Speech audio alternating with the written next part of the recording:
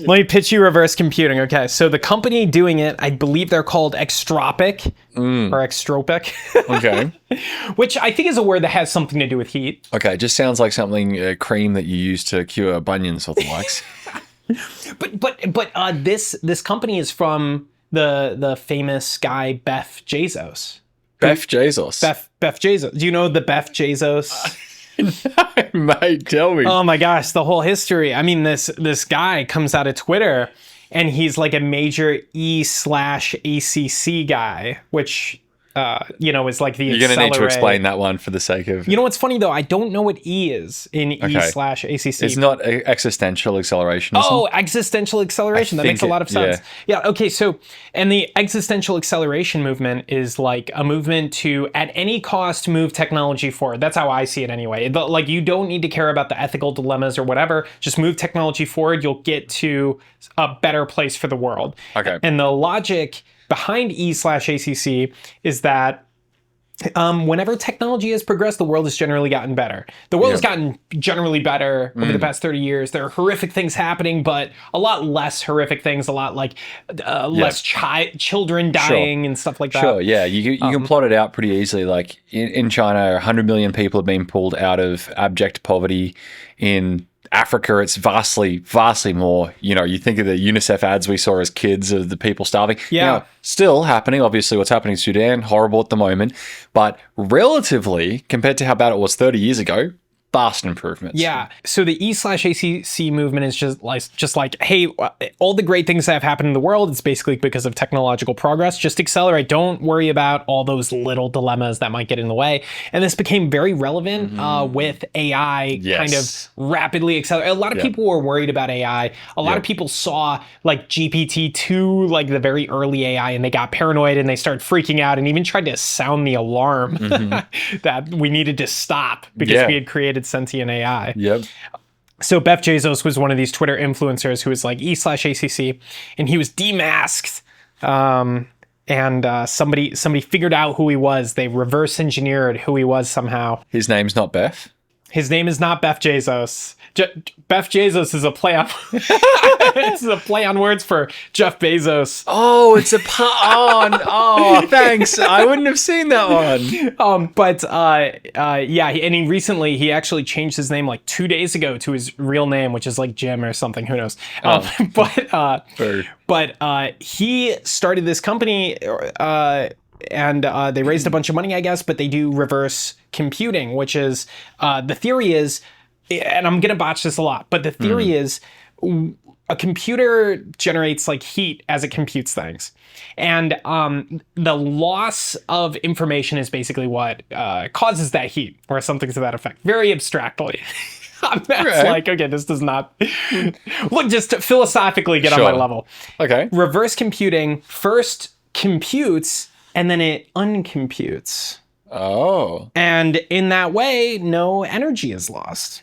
Or less, a lot less. So hang on a second. So you do some processing and then you corrupt my hard disk? Is that the premise? My understanding is you do the processing, you do one thing that's not allowed that generates a little bit of heat, which is you take information out of the system and then you do the computation in reverse. And abstractly, that's what it is. That's how they probably explain it to investors. That's interesting. I'm trying to think of a way that this isn't insane. Everybody hold your horses. Reverse computation, it has a Wikipedia page. All right. That means it is true. That means it's true. Reversible computing. It offers a possible solution to the heat problem faced by chip manufacturers. Reversible computing has been extensively studied in the area of computer architecture. The promise is that the amount of heat loss for reversible architectures would be minimal for significantly large numbers of resistors. Rather than creating entropy and thus heat through destructive operations, a reversible architecture conserves the energy by performing other operations that preserve the system state. That's interesting. Okay, we'll do a deeper dive later. I wonder maybe to draw a stronger electronics analog I was thinking about, specifically in this case actually was for, so you're familiar with when you control a MOSFET, you're actually putting charge into the gate, right? So you can think of, there's a capacitance of a gate, practically speaking, or for the sake of design. And when you charge that gate up on a MOSFET, it'll pass current, and you can control its resistance if it's on a curve somewhere. And then you pull that charge back out. For high-speed switching applications, you actually need a fair bit of current to switch on that FET fast enough that during the time that it's half on and half off, it's dissipating way more power, right? Because it's medium resistance. At really high resistance, right? No power at all, no currents, well, very little currents passing, no currents passing for practical purposes, and so no heat. When it's all the way on, a little bit of heat, but acceptable. But if you close that switch slowly, you're melting that thing. Yeah. And so you want to shuffle, you'll often get gate drivers, like the DRV 8805 from TI can do about 1.5 amp peak current. And so if you have a capacitor on one end, and then you're actually putting the power or the current through a resistor on the way there to limit it, you're just burning that gate charge each time. And there was a point I had to do the maths to work out if this was remotely sensible. I was like, hang on a second, you could actually set this up as an oscillator and have a capacitor on either side and an inductor. And so you just oscillate the charge back and forth. Conservation, reverse charge storage, I guess is what you'd perhaps think of it as. And of course, you're going to have to top it off because there's net energy losses still. There's nothing you can do about that, but plausibly less so.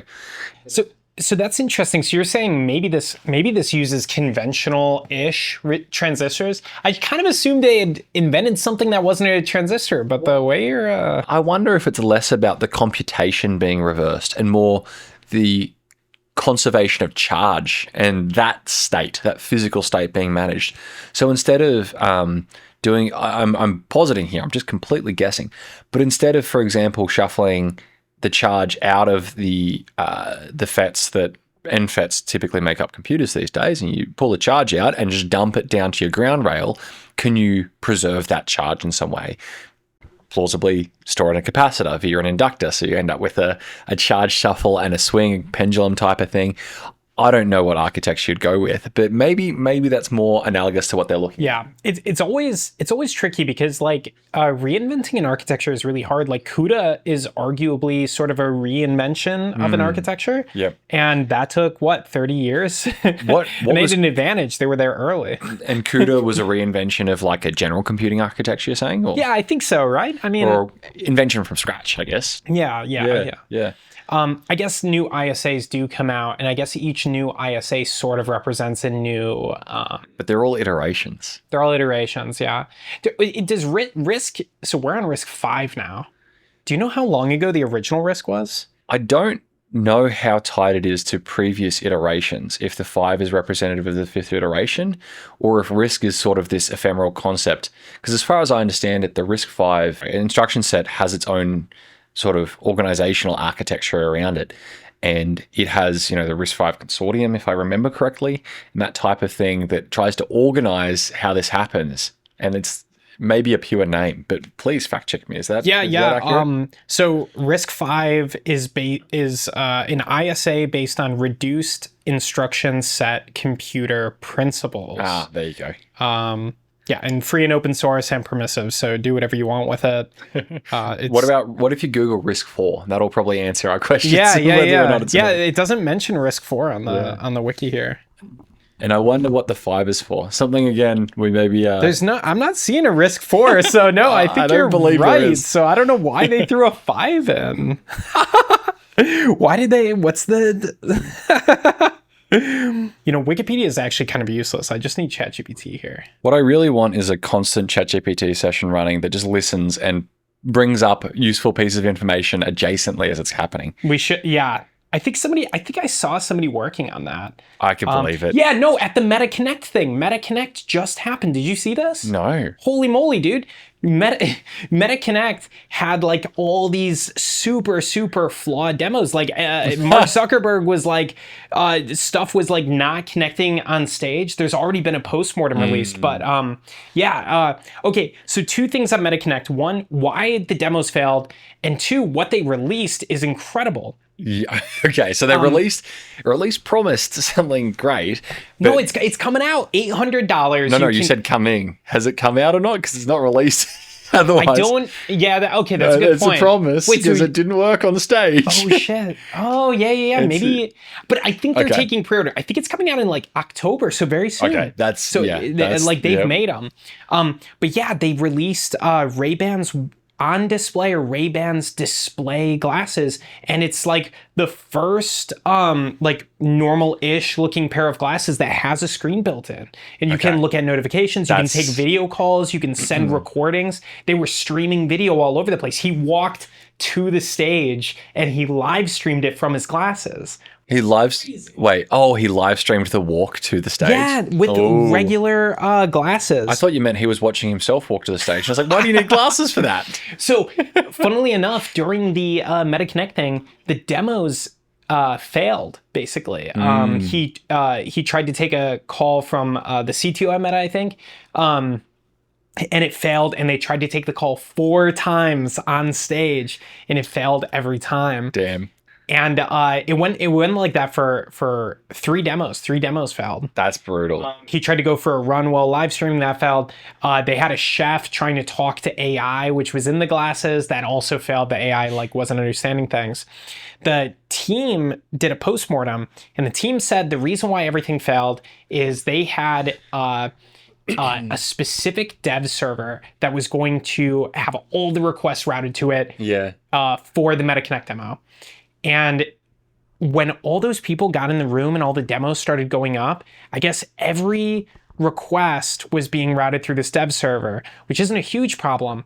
But you say all the people in the room were also wearing or using this thing? I think a lot of people had it, something like that. Like there were a lot of people connected to this dev server for some reason, and the dev server effectively got DDoSed. And somebody said the reason the AI demo in particular failed, because that shouldn't be a hard request if you're just talking to AI. It's text. Yep. But I guess the guy's voice on this giant screen kind of he said like, hey, Meta AI, what should I do? And every device's Meta AI turned on, and they all hit the server at the same time. Well, that sounds like a DDoS attack. Yeah. So it's like, how do you anticipate all that, the right? bots? Yeah, okay. Well, I mean, you anticipate it by having one server dedicated to the guys on stage, and then everyone else can go stuff themselves. Yeah. But you gotta love a company that is doing live demos. You know, there is something to it. It's weird because I want to see the product at its best too. But at the same time, doing a live demo is just it is deeply impressive. Yes. And it kind of when I saw like Zuckerberg floundering on stage and his CTO floundering on stage, it felt relatable too. As a startup guy, I was like, I've been there. Yeah, I've done a lot of bad demos and like. Yeah, never in front of that many people though. Holy moly! No, I'm sure they beat me. I'm certain. Yeah, I'm absolutely certain. So that's so interesting. But they had a demo of Meta AI agent that would just sit there and bring up relevant piece of information. Yeah, it was trying to help a guy cook. Okay. So he can literally see. So this was in the glasses. What he's seeing, it's all in the glass, and the display too. It's in the glasses. Can I just do this on my laptop though? Because I just want to sit here while we're talking and have it pull up, I don't know, the reverse computing thing as we're going kind of thing. Oh, yeah. We probably don't need... But one of the demos at MetaConnect was particularly relevant. It was like, just naturally, you turn on this thing and it listens to your conversation and pulls up. They were having it be like, oh, hey, let me see, when are you free? And then it would like pull up like, you know... a time you're free. I'm just imagining you're wearing these things in the car, you're driving, they're just sunglasses at the time, screens are off, you're talking to someone on the hands-free, and you say, oh yeah, let's find some time to meet, and it just blinds you by putting a camera. So that's the other thing. The display is only in one eye, and it's pretty small. It only takes up about a quarter of your vision. The center bit? Like that. What now? The center bit? No, it's like bottom corner. Oh, interesting. And that's so interesting. I've never seen. Actually, I think some startups have started. It's like Google Glass. I think. Okay. I think it's so the same. you kind of like look down at it then. I don't think so. I think it focuses. I think Google Glass had the same thing where. But so I don't understand how your eye can see that in focus. Fancy lenses. Is it a fancy lens? Oh yeah, definitely. Okay.